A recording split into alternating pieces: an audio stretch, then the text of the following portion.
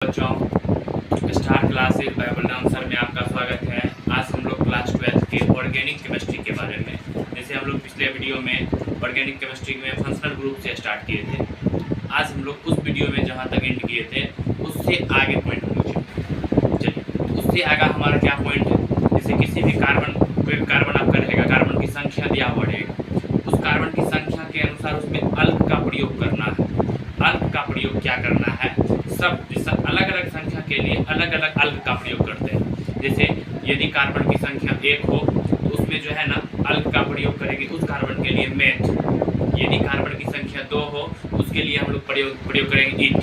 यदि कार्बन की संख्या 3 हो उसके लिए प्रयोग करेंगे प्रो। 4 होगा तो ब्यूट, 5 होगा तो पेंट, 6 होगा तो हेक्स। इस प्रकार से शेड्यूल वाइज से हम लोग ग्रहण करेंगे। चलिए स्टार्ट।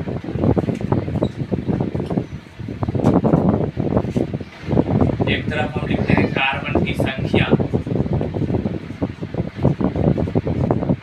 एक तरफ हम लिखते हैं कार्बन की संख्या और दूसरी तरफ हम लिखेंगे अल्क, अल्क। यदि कार्बन की संख्या 1 होगा ना 1, तो इसके लिए अल्क का प्रयोग करेंगे हम लोग मैथ का। यदि कार्बन की संख्या 2 होगा तो इसके लिए प्रयोग करेंगे हम लोग एथ का। यदि कार्बन की संख्या 3 होगा इसके लिए हम लोग प्रयोग करेंगे प्रोप का। यदि कार्बन की संख्या 4 होगा इसके लिए हम लोग प्रयोग करेंगे ब्यूट का। यदि 5 होगा इसके लिए हम लोग प्रयोग करेंगे पेंट का। यदि 6 होगा इसके लिए हम लोग प्रयोग करेंगे हेक्स का। यदि 7 होगा इसके लिए हम लोग प्रयोग करेंगे हेप्ट का। यदि 8 कार्बन होगा इसके लिए हम लोग प्रयोग करेंगे ऑक्ट का। यदि कार्बन की संख्या 9 हो गया इसके लिए हम लोग प्रयोग करेंगे नॉन का। यदि कार्बन की संख्या 10 हो गया इसके लिए प्रयोग करेंगे हम लोग डेक का। यदि कार्बन की संख्या 10 हुआ तो डेक। इसी प्रकार से यदि कार्बन की संख्या 11 हो गया इसके लिए हम लोग प्रयोग करेंगे अनडेक का, अनडेक का। यदि कार्बन की संख्या 12 हो गया इसके लिए हम लोग प्रयोग करेंगे डोडेक का। यदि कार्बन की संख्या 13 हो गया तब हम लोग प्रयोग करेंगे ट्राइडेक का। यदि कार्बन की संख्या 14 हो गया तब हम लोग प्रयोग करेंगे टेट्राडेक का। और यदि कार्बन की संख्या 15 हो गया तब हम लोग प्रयोग करेंगे पेंटाडेक का। कार्बन की संख्या 15 हो जाएगा तब पेंटाडेक। इसी प्रकार से यदि कार्बन की संख्या 16 हो जाए तब हम लोग प्रयोग करने वाले हैं हेक्साडेक। इसी प्रकार से यदि कार्बन की संख्या 17 हो जाए तब हम लोग प्रयोग करने वाले हैं हेप्टाडेक। इसी प्रकार से यदि कार्बन की संख्या 18 हो जाए तब हम लोग प्रयोग करने वाले हैं ऑक्टाडेक। और कार्बन की संख्या यदि 19 हो जाए तब हम लोग प्रयोग करेंगे नोनाडेक। यदि कार्बन की संख्या 20 हो जाए तब हम लोग प्रयोग करेंगे आइकोस। ये कार्बन की संख्या यदि मालूम रहेगा ना उसका यदि अल्क मतलब जब उसका नाम लिखेंगे ना हम लोग कार्बनिक यौगिक का, तब कार्बन की संख्या के अनुसार उसमें अल्क का प्रयोग करना है। 1 के लिए मेथ, 2 के लिए इथ, 3 के लिए प्रो, 4 के लिए ब्यूट, 5 के लिए पेंट, 6 के लिए हेक्स, 7 के लिए हेक्स। इसी प्रकार से शेड्यूल वाइज से ये सभी के लिए हमें उसका प्रयोग करना है। चलिए ये सभी चीज़ आप लोग अच्छी तरह से क्लियर कर लीजिएगा, याद कर लीजिएगा। यदि आपको कोई कहेगा यदि कार्बन की संख्या 1 रहेगा तो उसमें किस अल्क का प्रयोग करेंगे तो आप लोग कहिएगा मेथ। यदि 2 रहेगा तो उसके लिए एथ। चलिए उसको शेड्यूल वाइज से आप लोग यहाँ तक याद कर लीजिएगा, यहाँ तक क्लियर कर लीजिएगा। निश्चित रूप से काफ़ी हेवी चीज़ है, पूरा ऑर्गेनिक में आपको हमेशा साथ देगा, कभी भी आपका साथ नहीं छोड़ने वाला है। ये बीजों कभी भी आपका साथ नहीं छोड़ेगा। इसीलिए इन बीजों चीज़ों को अच्छी तरह से आप शेड्यूल वाइज से क्लियर कर लीजिएगा। चलिए अब ध्यान दीजिए, इसके जस्ट बाद है हमारा alkyl group.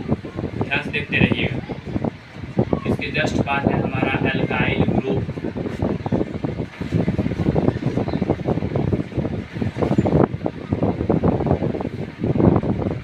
Alkyl group, alkyl group क्या है? अल्काइल ग्रुप किसे कहते हैं? अल्काइल ग्रुप का निर्माण कैसे होता है?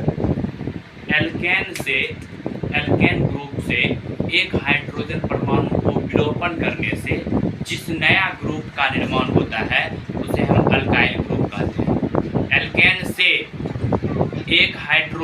परमाणु को विलुप्त करने से जिस नए ग्रुप का निर्माण होता है उसे एल्काइल ग्रुप कहते हैं। ध्यान से देखिएगा, जैसे हम आपको कहेंगे एल्केन,